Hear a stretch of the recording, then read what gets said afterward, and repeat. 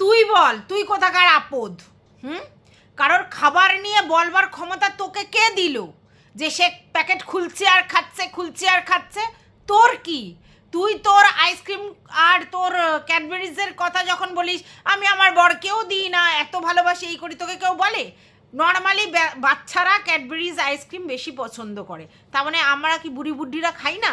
কিন্তু তুই যেরকম আদিক্ষেনাপনা করিস, তো সেটাকে কি বলে? তুই বলছিস খুলছে আর খাচ্ছে, খুলছে আর খাচ্ছে, হ্যাঁ? আর তুই জানিস যে ওগুলো যেগুলো খাচ্ছে তাতে ওর ডাইজেস্টিভ প্রবলেম হলে সেটা এই দুধে কত এফেক্ট পড়ে কি পড়ে না তুই জানিস সবটা? হ্যাঁ, ম্যামাল গ্রন্থি আলাদা, হ্যাঁ, ওর শরীর খারাপ হলে, ওর হজমের অসুবিধা হলে, প্রবলেম হলে, তাহলে ও যে খাওয়ারটা খাচ্ছে সেটা ওর শরীরে লাগছে না, আর ওর শরীরে না লাগলে ও দুধটা কী করে তৈরি করবে, এইটা ব্যাপার। কিন্তু তুই যে মানে ব্যাকডেটেড সেটা শোন, এখন এরকম ব্যাপার নেই যে ওর পেটে বদহজম হলে বা হজম হলে তাতে দুধটাই এফেক্ট হয়ে ওর হজমের প্রবলেম হবে না। বলত্তা বকতে এসেছে। শোন, আগেকার দিনে মানুষরা এটা ভাবতো যে বাচ্চার মায়ের যদি হজমের প্রবলেম হয়, গ্যাস হয়, হ্যানা হয়, ত্যানা হয়, তাহলে তার এফেক্ট তার বাচ্চা পাবে কিভাবে না, তার বাচ্চারও ওই দুধ খেয়ে ঝাল লাগবে, হজমে অসুবিধা হবে, হ্যানা হবে, ত্যানা হবে। এইটা না, এটা সম্পূর্ণ ভুল। তাহলে কেন মারুকে ভালো মন্দ খেতে বলা হচ্ছে বা ডাইজেস্ট করতে পারে এমন খাবার খেতে বলা হচ্ছে, ঝাল মশলা ছাড়া খাবার খেতে বলা হচ্ছে? কেন? এটা বুঝতে হবে। তার কারণটা হচ্ছে মারু তার শরীরের জন্য যত ভালো খাবার খাবে, যেটা শরীরের জন্য উপকারী, তাতে ওর শরীরে মানে সুস্থ ও থাকবে, আর তাতে কি হবে, ওর যে দুধের গ্রোথ সেটা বেশি হবে। আর তুমি যদি কোনো জিনিস খাও, খেয়ে গ্যাস হয়ে যায়, তাহলে তো সেই খাবারটা তোমার শরীরে লাগছে না। তোমার যদি ডাইজেস্ট প্রবলেম হয়, তোমার যদি গ্যাস, অম্ল, পেট জ্বালা এইসব হয়, তাহলে তো তোমার শরীরে লাগছে না, সেই খাবারটা থেকে দুধ কী করে উৎপন্ন হবে সেটা বলা হয়েছে। এই আকাট মূর্খটা হ্যাঁ এই বলছে ওই বলছে, আমরা সবাই ও যে এই ছেলে মেয়ের ব্যাপারটা ঘটেছে সেখানে ও প্রতিবাদ করেনি বলে সবাই আমরা এটা অবজেকশন তুলেছি, কিন্তু তোর মতো অসভ্য জানোয়ার মেয়ের মতো কেউ করেনি। ধিক্কার জানাই, এটা কাটা উচিত ছিল। তুই সব জানতা হরিদাসী, সব তোর কথা মতো করতে হবে। ও খেতে পারছে, ও খাচ্ছে, হ্যাঁ অবশ্যই ওকে হেলদি খাবার খেতে হবে, এটা মানছি। ওকে ফলের জুস এইসব খেতে হবে।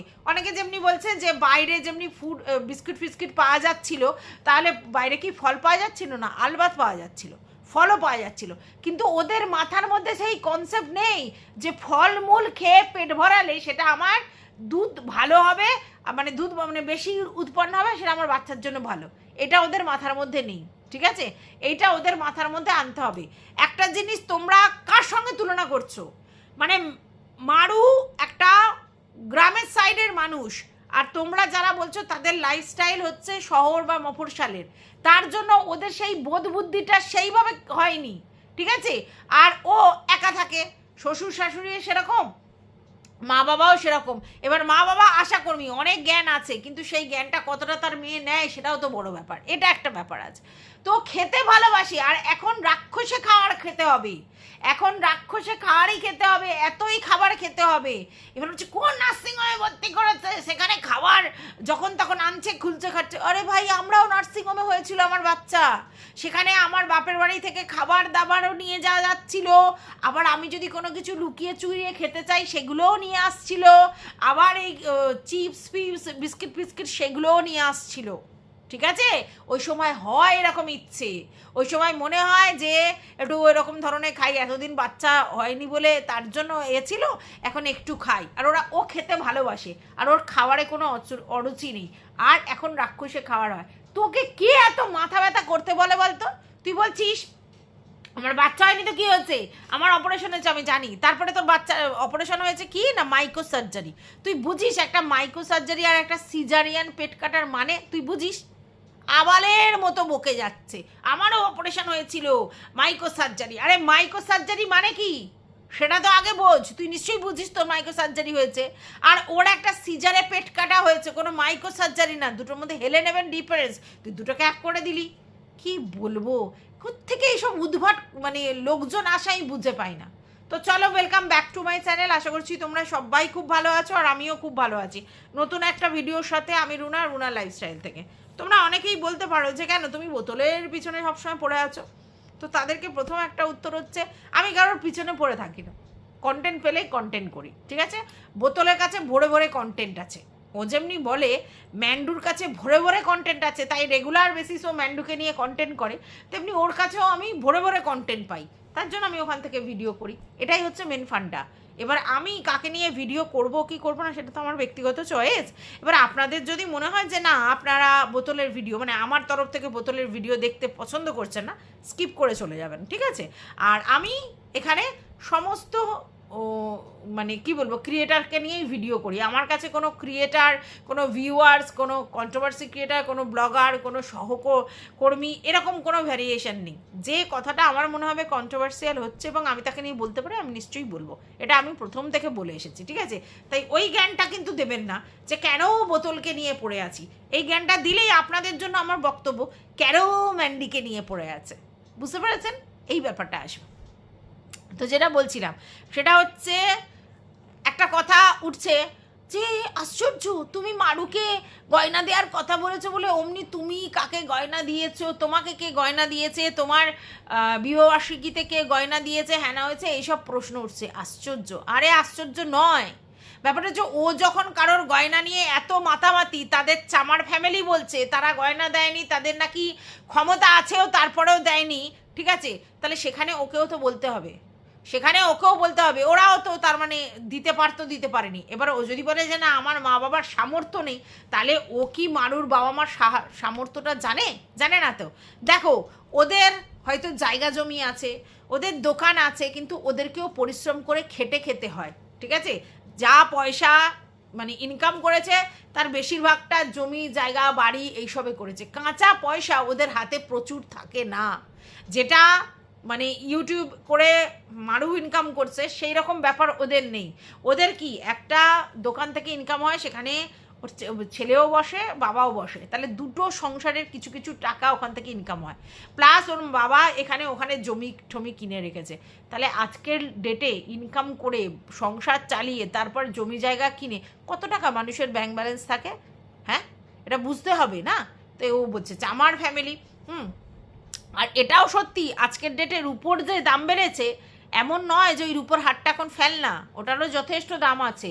আচ্ছা, এইবার এ কেন সোনা করছে, এত সোনা করছে? যে এত সোনা করতো, তাহলে তো তাকে আগে তার ফ্যামিলি থেকে কত সোনা দিয়েছে সেটা দেখানোর ব্যাপার আছে, যে তোকে কত আগে সোনা দিয়েছে। হ্যাঁ, এবার এ ম্যান্ডির থেকে ফ্রিতে ফকটাই সোনা পেয়ে গেছিলো বলে ও ভাবছে সবাই সোনা দেয়। আজকে তোমরা বলো, এই কথাটা তো উঠবেই। আজকে ওর বিবাহবার্ষিকীতে ওর মা বাবার সোনা দেওয়ার কথা কোনো প্রশ্নই আসে না, ঠিক আছে? বিবাহবার্ষিকীতে কজন আর সোনা দেয়? কিন্তু কথাটা হচ্ছে যে ওকে কিন্তু ম্যান্ডু আর তার সঙ্গে ওই যে ম্যান্ডুর ওই বান্ধবীটা মল্লিকা, এরা কিন্তু সোনা দিয়েছে। তাহলে ওর বাবারা কেন দিল না? ওর মেজো বোনের এত পয়সা, ও কেন দিল না? সেই প্রশ্নটা উঠছে। তাহলে ওরা চামার তাই জন্য দেয়নি? ওরা যখন দিতে পেরেছে তাহলে এরাও কেন দিতে পারেনি? চামার এমন তো নয় যে ওরা দিতে, মানে ওর মেজো বোন, ওর বাবা মার কথা বাদ দাও, ওর মেজো বোন তো দিতে পারতো, তাহলে ওর মেজো বোন দেয়নি কেন? তাহলে চামার নিশ্চয়ই, তাই না? তো ওরা দিয়েছে, এরা দিতে পারেনি, তো এদের ক্ষেত্রে কেন এটা প্রযোজ্য হচ্ছে? তাহলে তুই আগে তোর নিজের চরকায় তেল দে, যে তোকে কজন সোনা গয়না দিয়েছে, তোর বাড়ির লোক তোকে ক পয়সার জিনিসপত্র দিয়েছে, তারপরে ওর শ্বশুর বাড়ির লোককে চামার এই সেই হেনা তেনা বলে ডাকবি, ঠিক আছে? আর রইল বাকি, মারুর মা বাবাও তো সোনা দেয়নি। মারুর মা বাবাও মুখ দেখে কি সোনা দিয়েছে আমরা তো দেখিনি, অন্নপ্রাশনে হয়তো দেবে, ঠিক আছে? তো সেখানে তারা কি কিনেছে? বালিশ, কাঁথা, এই বালিশ, তারপরে হচ্ছে কোল বালিশ, তারপরে একটা গদি কিনতে হয়, গদিটা দেখিনি, তার সঙ্গে কিনেছে মশারি, তার সঙ্গে কিনেছে একটা দোলনা। এগুলো মা বাড়ি থেকেই দেয়, বেশিরভাগ ক্ষেত্রে এগুলো মা বাড়ি থেকেই দেয়, যে দোলনা, তারপরে মশারি, বালিশ, তোষকও দেয়। কোথায় তোষকটা? তোষকটা দেখতে পাচ্ছি না, তোষক মনে ওরা কেনেনি। তো যাই হোক, ওরা রেডিমেড কিনেছে কিনা জানি না। এই সময় বাচ্চাদেরকে বানানো বালিশ আর কি দিতে হয়, যে তাহলে আর কি জিনিসটা ভালো হয়। তো বানানো বালিশ, বানানো তোষক, বানালো লেপ, তারপরে হচ্ছে তোমার এই দোলনা, মশারি, এসব দিতে হয়, এসবই জানি, যতদূর জানি।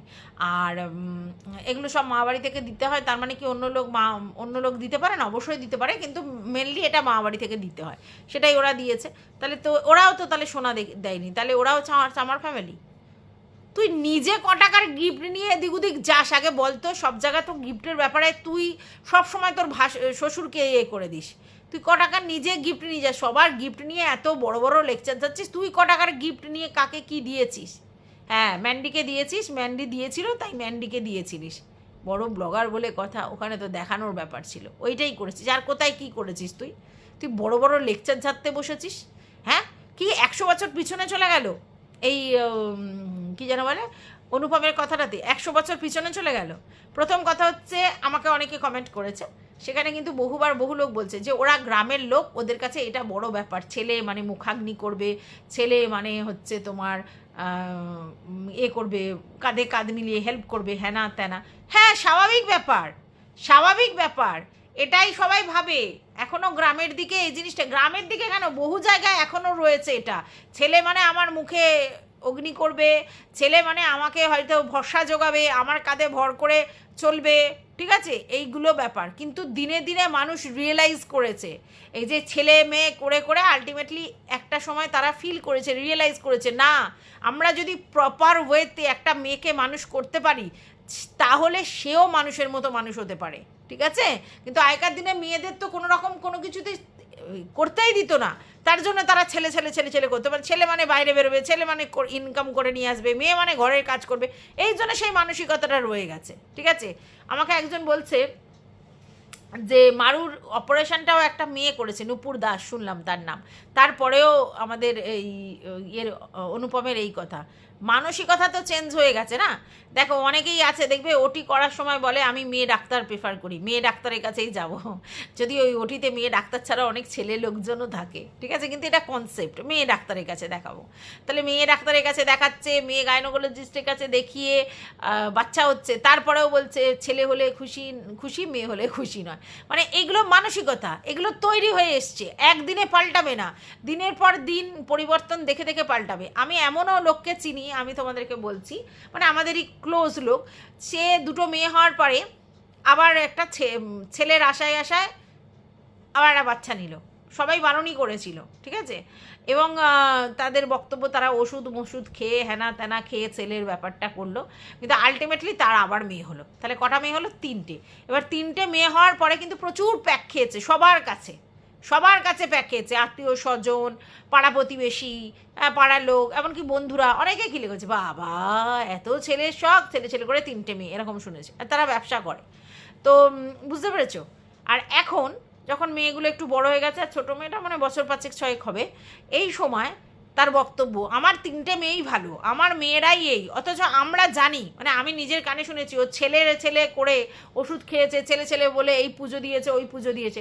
তাহলে তার কাছে যদি মেয়েরাই ভালো হবে, মেয়েরাই সব হবে, মা কিন্তু আমি বলছি মায়ের কথা, তাহলে এত কিছু হবে, তাহলে সে ছেলের জন্য এত কামনা করেছে কেন? আর এটা তো আমরা বুঝি যে দুটো মেয়ের পরে তারপরে থার্ড ইস্যু নেওয়ার পিছনের রিজনটাই তো এটা ছিল যে আমার একটা ছেলে হোক, তাই না? এই ইস্যুটাই তো মানে রিজনটা ছিল।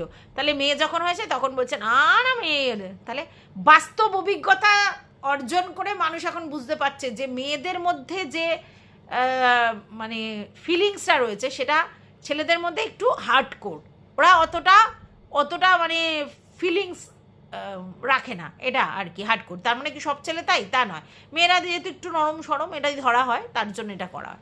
আমার এমনও বন্ধু আছে যে ছেলের জন্য কারোর মাথা খারাপ করে দিয়েছিল, বাট আজকের রিয়েলাইজেশন, আমার এই শরীর খারাপে ছেলে আমাকে অত মানে বুঝতে পারছি না ওর ফিলিংসটা।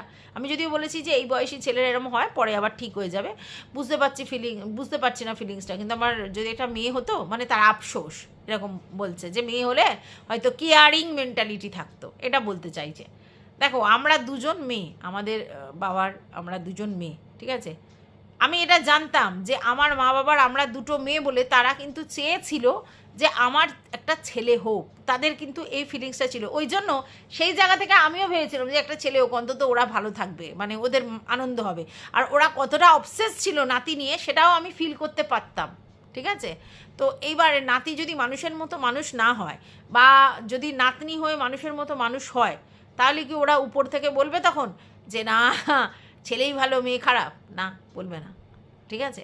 তার কারণ হচ্ছে আমরা বাস্তবের সঙ্গে রিয়েলাইজ করি যে ব্যাপারটা কি, আমি আবারও বলছি, প্রকৃত মানুষ হওয়াটা বড় কথা, সেটা ছেলে হোক মেয়ে হোক, কিন্তু এখনও এই ডিভিয়েশন, এই বিভেদ আছে মানুষের মনের মধ্যে, এত সহজে মানে মুছে যাবে না।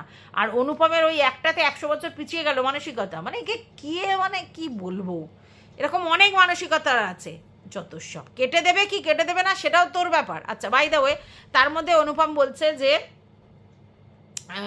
গাড়ি করি, যে গাড়ি করে, এই গাড়ি করে না, অনুপম বলছে যে ওই যে পিছনের ফিতের দড়িটা বাঁধানো হয়নি, ওই অবস্থায় নিয়ে গেছে, তাই ওটা ক্যামেরা করেছে। বলছে যে কেন তুই তো সিস্টারদের দেখাচ্ছিস, তারা বেঁধে দিতে পারলো না নাকি, তারা শুধু ক্যামেরায় মুখ দেখাতেই আসছে?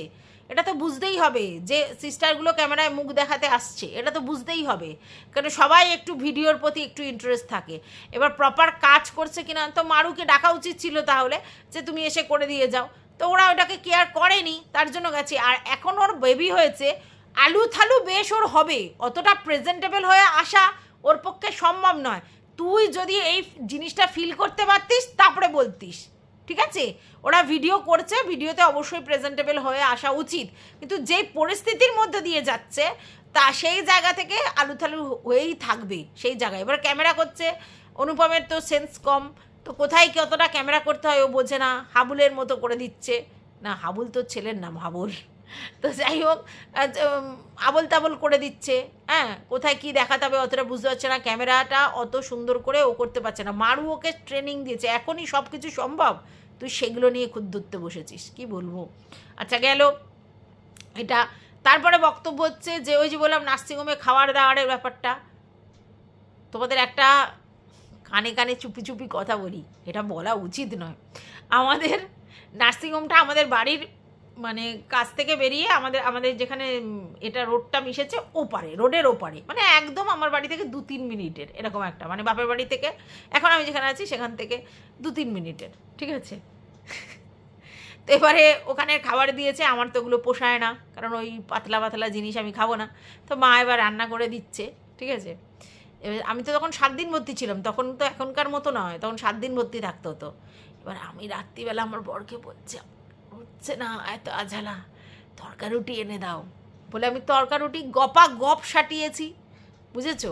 তো এবার তোমরা বলতে পারো তাহলে তোমার বাচ্চার প্রতি কনসার্ন, আর তখন বাচ্চার প্রতি কনসার্ন, তখন খেতে পাগল আমি, এত রাক্ষুসে খিদে পাচ্ছে, আর এই আঝালা অঝালা জিনিস মুখে রুচছেই না। সেই হরলিক্স খেলে হরলিক্স দিচ্ছিল, আর হরলিক্সগুলো দিচ্ছিল, আর তোমার করছিল বাড়ি থেকে মা শিং মাছের ঝোল ফোল এইসব দিচ্ছিল, হয় ওসবে। বরকে বলেছি, তাহলে আমার বর লুকিয়ে লুকিয়ে আমার জন্য তরকা রুটি এনে দিচ্ছে, আমি পুটপুট করে খেয়ে নিয়েছি। নার্সিংহোমে ওই সবসময় চোখ দিয়ে বসে আছে, কে কী খাবার নিয়ে আসছে, কে কী খাবারে যার আমার নার্সিংহোমে তো বাইরের খাবার অ্যালাউ ছিল, মানে যে তুমি তোমার বাপের বাড়ি থেকে খাবার আনতে পারো, এই নার্সিংহোমে অ্যালাউ ছিল কিনা জানি না। তাহলে ওই তাক করে বসে থাকবে, ঠিক আছে?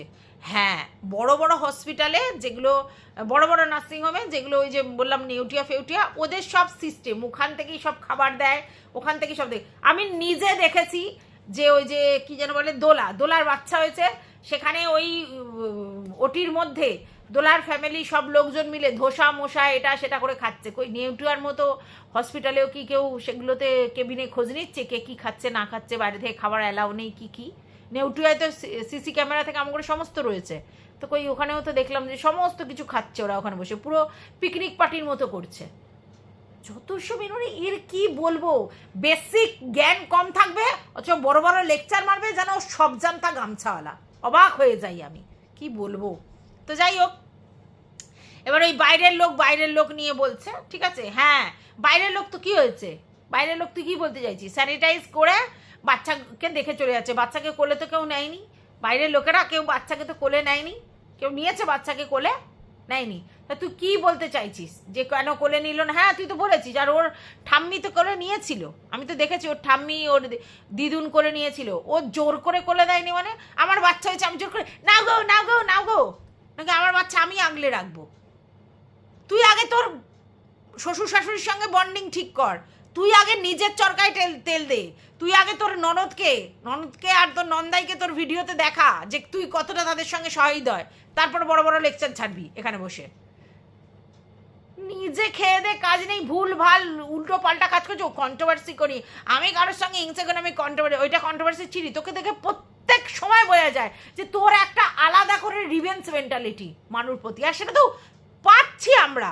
তার চ্যানেল যাতে ডিটোরিয়েট করে তার জন্য তুই বারবার চেষ্টা করেছিস, তুই মানুর প্রতি একটা আলাদাই তোর মানে তোকে যে ইগনোর করেছে তুই মানতেই পারিসনি, পরিষ্কার বোঝা গেছে। এখন বড় বড় লেকচার ছাড়লে হবে? যত সব। আচ্ছা, তারপরে দেখো ওই কথাটা ছেড়ে দাও। এইবার তোমরা দেখলে হাটের ওখান থেকে প্রচুর কিছু আসছে, সেখান থেকে অনেক অনেক ভয়েস রেকর্ড রিভিল হচ্ছে। আমি তোমাদেরকে আবারও বলছি, এই ভয়েস রেকর্ডগুলো নিয়ে আমার কিছু বলার নেই, কারণ ওর নেচার, ওর চরিত্র সম্বন্ধে আমার জানা হয়ে গেছে। যে ভগ্নুর সঙ্গে ইন্টুকুলুকুলু করতে পারে তার যে দৈহিক ব্যাপারটা কতটা সেটা বোঝা যাচ্ছে, এবং সেই দৈহিক চাহিদার জন্য কাউকেই যে মানে না সেটাও বোঝা গেছে। ঠিক আছে, ওর কাছে মান সম্মান রিলেশান ওইসব কিছু নেই, ফিলিংসে কিছু নেই। ওর কাছে ব্যাপারটা হচ্ছে আমার প্রচুর আজ, সেই আর্ট যদি আমার হাজব্যান্ডের দ্বারা না হয় তাহলে আমি তাদেরই বাড়ির লোকজনের সঙ্গে সেটা করে নেবো, মানে আমারটা আমার দরকার, আমার প্রয়োজন, এটাই ওর মধ্যে মেন্টালিটি। ওর কাছে ওইসব ইমোশনের ব্যাপার নেই। তাহলে সেই যার এত আর্জ, সে যে মানে গ্রুপে এই ধরনের কথাবার্তা বলবে এটাই স্বাভাবিক। কিন্তু এখান থেকেই প্রশ্নটা হচ্ছে এটা, যে গ্রুপে যে এত কথাবার্তা হয়েছিল সে তো ও তো আর একা বলে যায়নি, তো সেখানে একজনের নাম প্রায় শোনা গেছে আর বাদবাকি লোকের নাম শোনা যায়নি। তো তারাও ধরনের এইসব কথা বলেছে, কম বেশি বলেছে। আবার কিছু লোকজন আছে যে তুমি বলবে তারা এন্টারটেন করবে, তো হয়তো একে এন্টারটেনার হিসেবে রেখেছিল যে এরকম বাঁদর নাচ নাচবে, এরকম ধরনের কথা বলবে আর ওরা মজা পাবে, সেই জন্য তো সেইগুলো এখন বেরোচ্ছে। তাতে এটা কি আলাদা করে প্রমাণ হচ্ছে যে ও খুব অসভ্য আর ওরা খুব ভালো? না, যারা এইসব জিনিসগুলোকে প্রশ্রয় দেয় তারাও সেম, আর যে বলেছে সেও সেম। আর এর মধ্যে যে আর্জ বেশি এবং সবসময় যে ওর মাথার মধ্যে ওই জিনিসগুলোই ঘোরে, ওরে এক্সট্রিম লেভেলে, ওই জন্য যে ঘাঁই ঘাঁচাচাচি করে, বুঝতে পারো না? আমি তোমাদেরকে বলে শোনো, অনেক দিন বিবাহিত হয়নি এমন কোনো মহিলা যদি বাড়িতে থাকে, তার থেকেও যদি কেউ বিবাহিত হওয়ার পরে তারপরে তার মানে হাজব্যান্ডের সঙ্গে প্রবলেম হয়ে আলাদা থাকে, তাহলে তার মধ্যে ঝাই কাই নেশাটা চলে আসে। কেন বলো তো? অ্যাকচুয়ালি স্যাটিসফ্যাকশানটা তো সেই জায়গায় থাকে না, তার জন্য। তো ওর মনের মধ্যে ওইটা, ওর মানে সুখ হয়নি, ওর যে সুখটার ব্যাপার সেগুলো নেই, তাই জন্য ওর মনের মধ্যে কোনো দিন স্যাটিসফ্যাকশান নেই, সেটা বোঝা যায়। স্যাটিসফ্যাকশান নেই বলে, সেই রিলিফটা পায় না বলে ওর জন্য ওর বক্তব্যগুলো ওরকম হাই চাই চাই থাকে, বুঝতে পেরেছো? তো যাই হোক, অনেক কিছুই বেরিয়ে আসছে ওর সম্বন্ধে, তাতে আমার নতুনত্ব কিছু লাগছে না, কারণ ওর ক্যারেক্টার বা ওর নেচার সম্বন্ধে আমার মোটামুটি জানা হয়ে গেছে যে ও কী মানসিকতার মেয়ে। ঠিক আছে, হিংসা ভরে ভরে ওর মনের মধ্যে রয়েছে, তার কারণ হচ্ছে অপ্রাপ্তি। ঠিক আছে, বাপের বাড়িতে যদি কেউ অপ্রাপ্তি থাকে, ঠিক আছে, বাবার ইনকামের জন্য হোক বা যে কোনো কারণেই হোক, তারপরে যদি আবার শ্বশুরবাড়িতে গিয়েও যেটা ভেবে বিয়ে দেওয়া হয়েছিল, সেই দিন এক ছেলে, বড় বাড়ি, ভালো চাকরি করে, মাস্টারমশাই, তার ছেলে, মানে অনেক তুয়ো থাকবে, কিন্তু সেখানেও পিছনে লাথ খেয়েছে, তো সেইভাবে তো পায়নি, ও যতই দেখানোর চেষ্টা করুক পায়নি। তো সেইখান থেকে ওর মনের মধ্যে একটা আনস্যাটিসফাইড জোন তৈরি হয়েছে। বর যেরকম, বরটা তো কোনো কাজের নয়, কমের নয়, ও সারাদিন দাঁড়িয়ে থেকে ওই যা, আর ও বাবাটাও তাই, তাহলে এত অভাবই রেখেছে যার জন্য ফ্রাস্ট্রেটেড। ও এখন ইনকাম করে কিছু মানে ঢোকাচ্ছে, কিন্তু তার জন্য ফ্রাস্ট্রেটেড, কারণ অন্য লোকেদের কিছু দেখলে ও আনস্যাটিসফাইড জন্য থাকে, নিজে ভাবে ওরে আমার কিছুই ছিল না, এই না সেই না। আর এখন দেখো না, ওই জন্য মানে পেতে কী করবে ঠিক করতে পারছে না। ঠিক আছে, কখনো ফোন কিনছে, কখনো এই কিনছে। তো যাই হোক, সে ওটা আলাদা ব্যাপার। এবার এটাও শুনেছ যে ও লক্ষ লক্ষ টাকা ইনকাম করে, কারণ ও হাজার হাজার টাকার ট্যাক্স দিয়েছে, ইউটিউব কেটে নিয়েছে হাজার হাজার টাকা।